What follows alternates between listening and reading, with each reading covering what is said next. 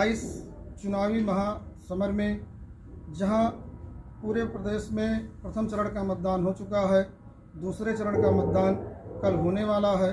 इसी क्रम में हम बस्ती ज़िले के हरैया विधानसभा पहुंचे हैं, जहां पर हमारे साथ हैं त्र्यंबक पाठक जी, जिनको सपा ने अपना उम्मीदवार बनाया है। हम आपको बताते चलें कि 307 हरैया विधानसभा जो उत्तर प्रदेश में एक महत्वपूर्ण विधानसभा में अपना स्थान रखती है, जहां पर भाजपा ने क्षत्रिय प्रत्याशी पर दांव खेला है, उसके साथ ही कांग्रेस व बसपा पार्टी ने क्षत्रिय पे दांव खेला है, वहीं समाजवाद पार्टी ने ब्राह्मण कार्ड खेला है।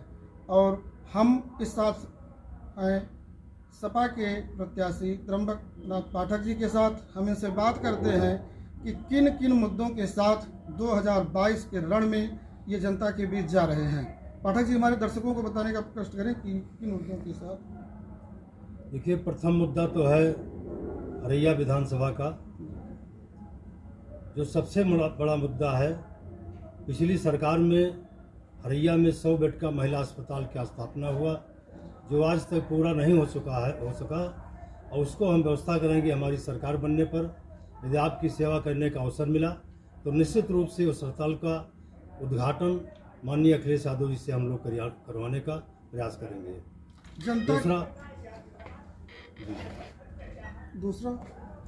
दूसरा मुद्दा हमारे जो विधानसभा का मानिए, पूरे जनपद का, पूरे प्रदेश का मान लीजिए, ये जो छुट्टा जानवर हैं, 5 साल से छुट्टा जानवरों से बहुत बड़ी समस्या किसानों को है।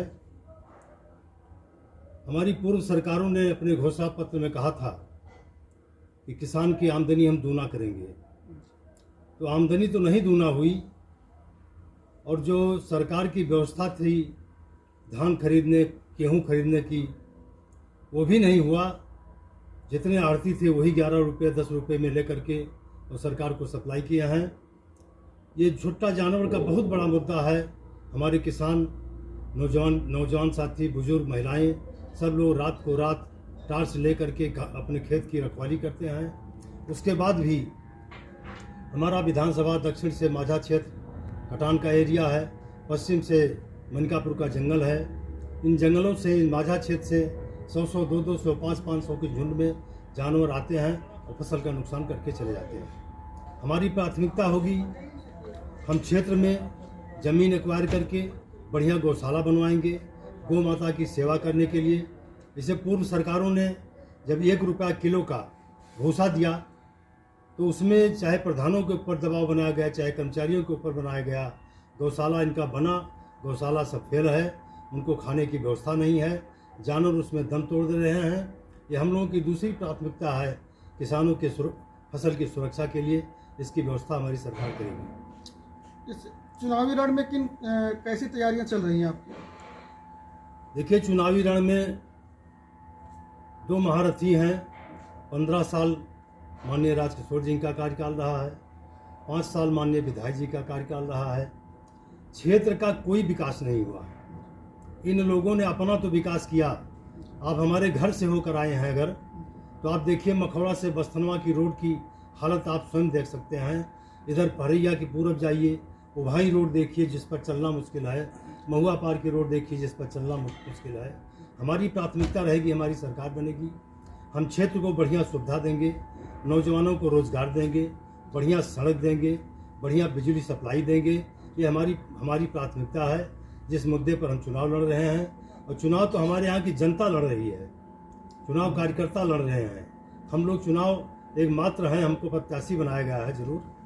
2002 में भी हम इस विधानसभा से चुनाव समाजवादी पार्टी के सिंबल पर लड़े। 2012 में हमको कप्तानगंज से चुनाव लड़ाया गया, बढ़िया प्रदर्शन किया, बढ़िया वोट मिला। 2, 4, 5 वोट से चुनाव हार गए, लेकिन उसके बाद भी क्षेत्र में अनवरत हम लगातार 40 वर्षों से पहली बार 82 में प्रमुख हुए। जनता की सेवा कर रहे हैं, लोगों के सुख दुख में शामिल हो रहे हैं। जनता हमको सर आंखों पे लेकर के हमको चुनाव लड़ा रही है। जैसे अगर 2022 का रण आप जीतते हैं हरैया विधानसभा से, तो प्रमुख जो कार्य होंगे आपके एजेंडे में क्या है? हमारे एजेंडे में है, हमारा नदी का किनारा है। 15 साल पूर्ववर्ती सरकारों ने, माननीय राजकिशोर सिंह जी ने केवल खदान करवा कर नदी का सीना चीर दिया है। जब नदी से बालू निकाल लिया गया तो गाँव में कटान की स्थिति आ गई। इस 5 साल में भी अभी आप देखे होंगे 15 गांव के लोगों ने धरना प्रदर्शन किया, बालू निकाला जा रहा था। अगर 2 फुट मिट्टी उठा करके बालू निकालने की बात थी तो जेसीबी और पोकलाइन लगा करके बालू की खदान कराया गया, जिससे गांव के लोग प्रभावित हुए। बंधे के किनारे, बंधे के उस पार नदी की धारा जब मुड़ जाती है तो लोगों को रहना और मुश्किल हो जाता है। उसकी व्यवस्था हम करेंगे, कटान को रुकवाया जाएगा।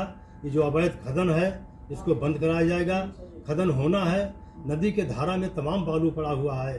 पिछली बार आप लोगों ने देखा है पुल के नीचे से खदान हो रही थी, बालू निकाल रहे थे। तो ऐसी व्यवस्था की जाएगी कि लोगों का काम भी, घर बनना भी ना बंद हो और लोगों को रोजगार भी मिले। और एक बड़ा मुद्दा ये है पूरे प्रदेश में कि राजनीति को धर्म से जोड़ा जाता है। तो क्या हर्रैया विधानसभा में भी राजनीति में धर्म ने अभी इंटर किया है कि नहीं किया है? राजनीति को धर्म से जोड़ना क्या उचित है? नहीं, मेरे समझ से धर्म से जोड़ना बिल्कुल नहीं उचित है। लेकिन हम जिस धर्म के हैं उस धर्म में ही रहेंगे। हमारा धर्म है हिंदू धर्म, हम पूजा पाठ करते हैं, देवी देवताओं का दर्शन करते हैं। और लोगों का धर्म है, मुस्लिम भाइयों का धर्म है, वो अपना नमाज पढ़ते हैं, अपना मस्जिद बनवाते हैं। मंदिर बनवाना कोई धार्मिक इसको अपने एजेंडे में न ले।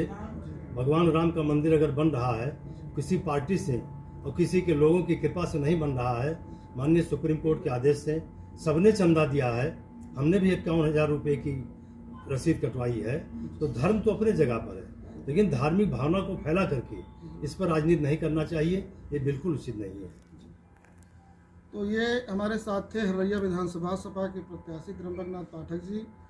इनके द्वारा बताया जा रहा है कि अगर ये 2022 का रण जीतते हैं तो हर्रैया विधानसभा में जनता के लिए जो 100 बेड का अस्पताल है उसको चालू कराना इनकी प्राथमिकता रहेगी। साथ ही जो बालू का खदान है उस पर रोक लगाया जाएगा। साथ ही छुट्टा पशुओं के लिए जो है उस पर उचित प्रबंध किया जाएगा।